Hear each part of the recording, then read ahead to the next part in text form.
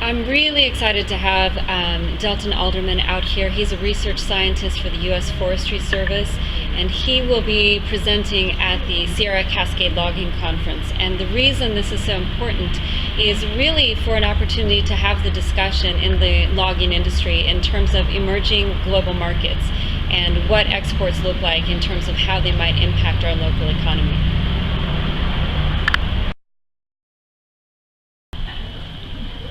So Delton, would you tell us a little bit from the U.S. Forestry standpoint in terms of opportunities for the lumber industry?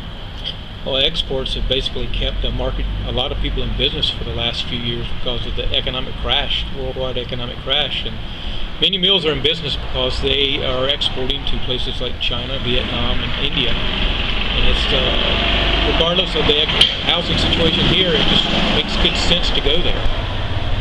So do you think a lot of folks are hoping that the U.S. housing market is going to rebound and bring the lumber industry back to previous levels? Do you think that's likely? A lot of people are hopeful. The demographics, we are underbuilding the homes now that are needed to satisfy the current population. But there are a lot of headwinds right now, and amongst them are the job situation and debt, not only consumer debt of the average people, but student debt. And if those things get worked out, then we could return to normal. One of the things that I'm trying to do through this process and bringing you out here is just showcase for our region the importance of a global perspective.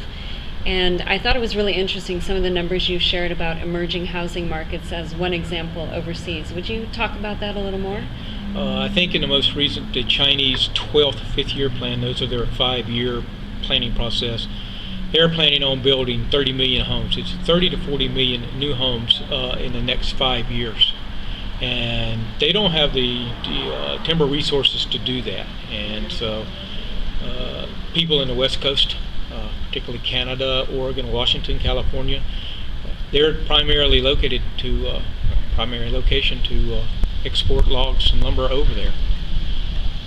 And I know you had mentioned that Russia, which is usually a pretty big inventory of timber for that part of the world, has increased their taxes on exports. So how does that impact the opportunities for the U.S. lumber market? It essentially opened a door. That's the reason the Canadian firms and U.S. firms were able to go in when the Russians increased their tax. It was upwards, in some places, 75%. And that automatically immediately decreased exports from Russia to China, and the North American producers are filling that gap. And I think I just also want to point out, and any insights you have on this, Delton, as far as students who are interested in moving into the lumber industry, how important is it that they have an understanding of international markets?